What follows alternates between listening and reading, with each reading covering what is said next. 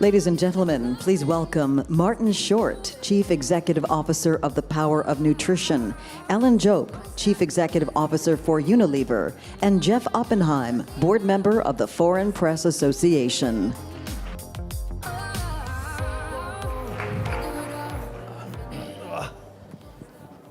Well, gentlemen, welcome. And by the way, if you are checking your program, I wasn't the original moderator, so don't get confused when you look at that name and my name.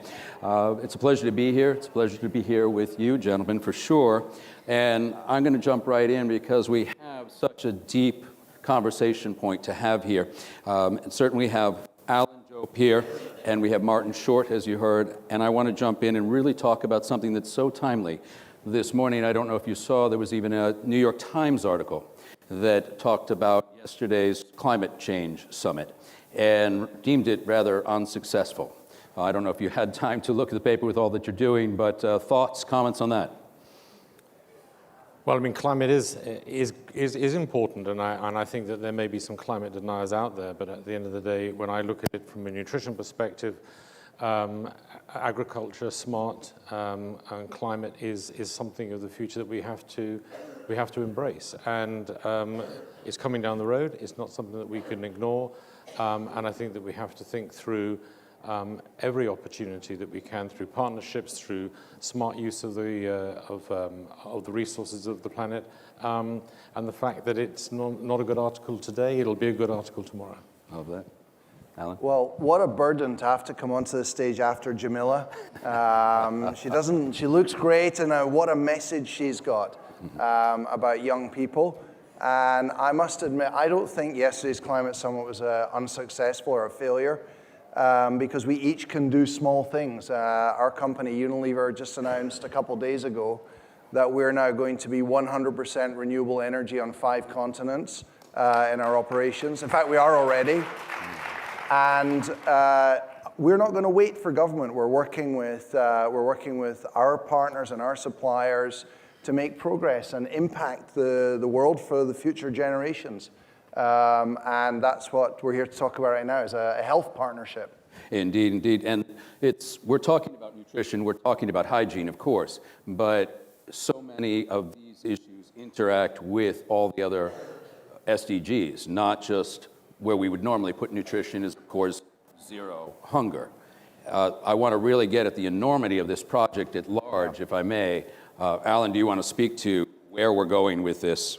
Sure.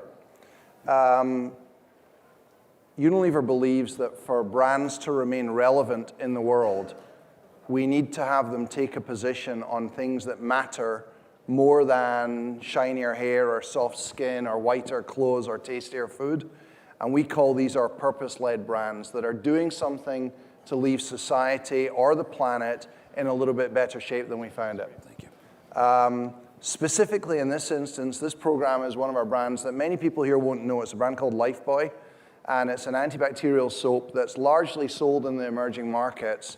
And its mission is to stop the death of children under the age of 5 through very simple precautions against preventable diseases.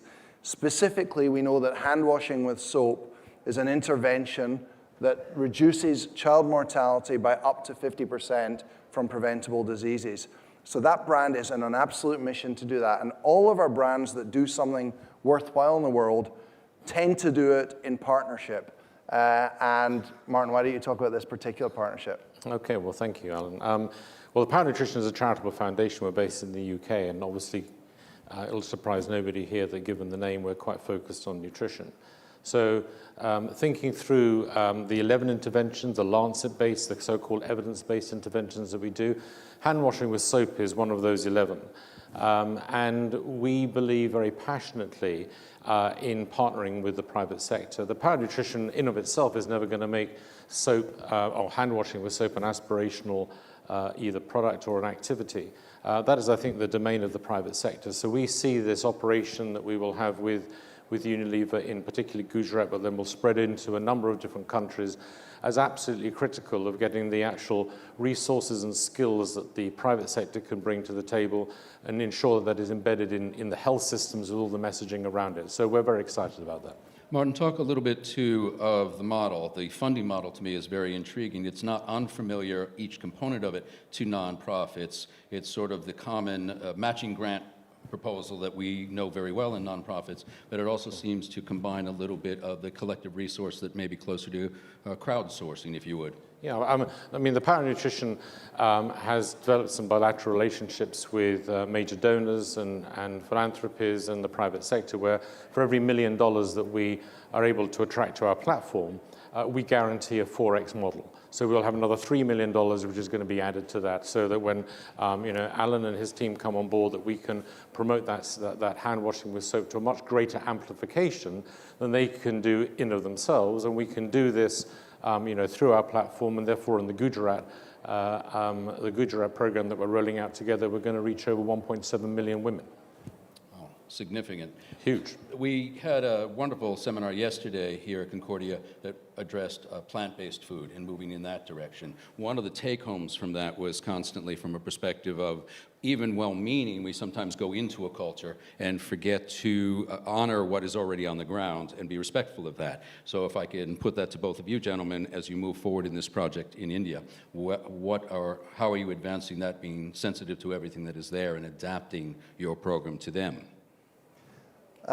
One element of this program is that we're going to use, can you believe it, digital technology to reach media dark parts of rural India. And the way we're able to do that is that whilst broadcast media may not reach those villages, almost all the women that we're trying to reach do have a feature phone.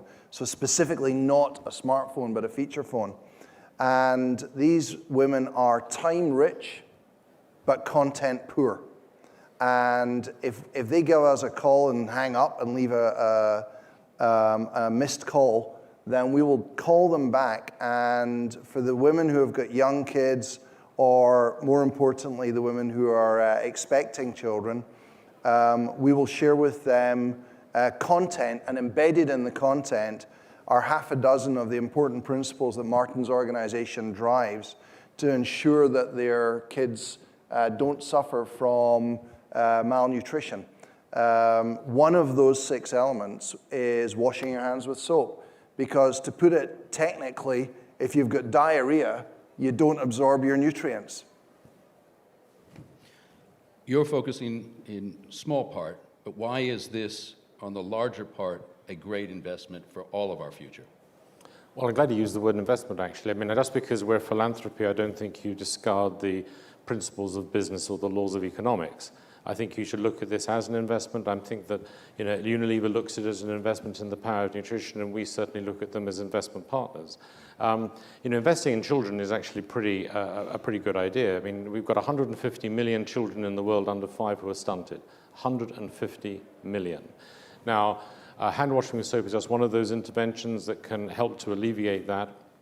The important thing is that not all those children, unfortunately, are able to be reached, and therefore they will ultimately morph in some way into stunted adults. And stunted adults are embedded in the workforce, and if you're embedded in the workforce with a stunting, which is an affliction of body and brains, you're going to have open to non-communicable diseases, absenteeism, and all the aspects of driving costs through the business and the value chain. So from our perspective, and I think from Alan's perspective, Unilever, you can reduce that cost to not just society, not just to the country, but to the individual businesses that are running. I think that must be a fantastic opportunity to address this terrible affliction.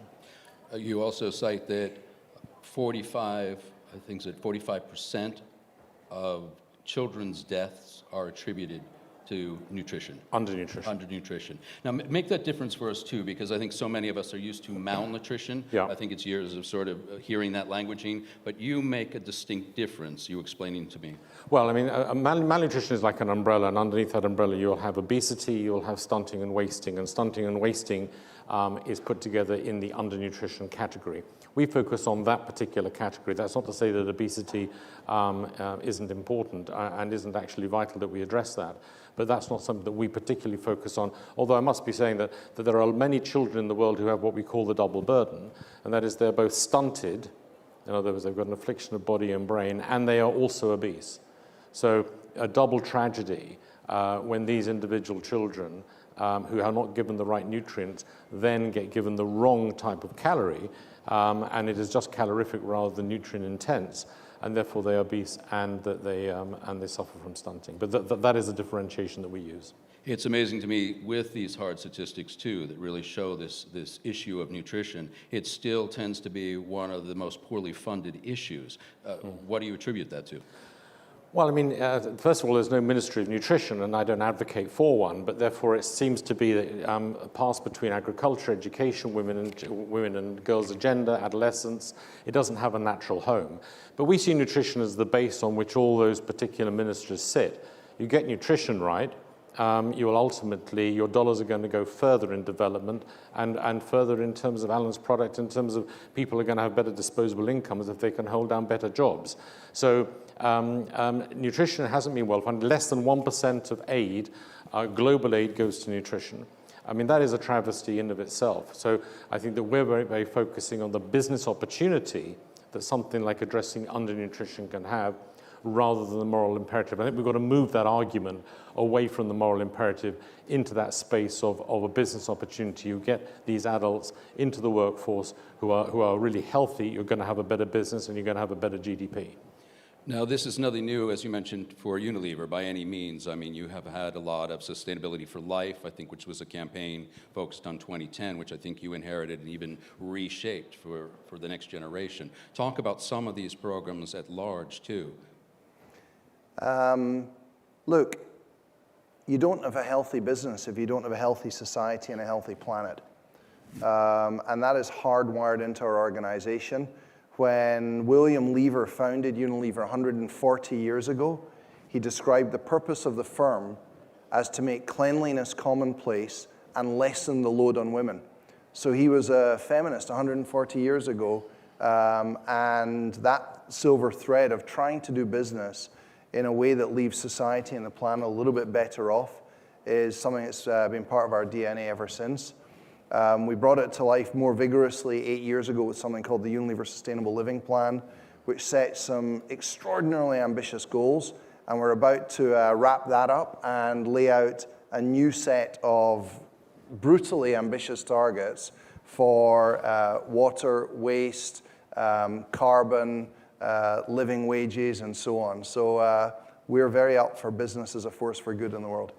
Well, you gentlemen are certainly doing your part, each on your end. I would say, what's the challenge to us to close with? What would you put out to us, either as individuals or with the companies that we represent, the NGOs we might represent, and or the governments we might represent?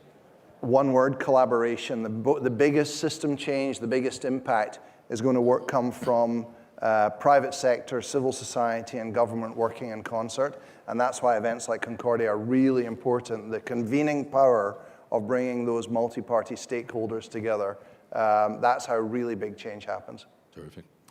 Well, we've got the SDGs coming around the corner, and it's it's right in front of us. And I think, as Alan says, we're not going to get there without partnership and collaboration. And I can tell everybody in this room, if anybody thinks we're going to get to the goals of the SDGs without the private sector, I think that we're smoking something and past the matches, because that's not going to happen. So I think the collaboration, the partnership, partnership and collaboration are words that development throws around all the time. But I can tell you it's incredibly difficult to do, but incredibly gratifying when you do it.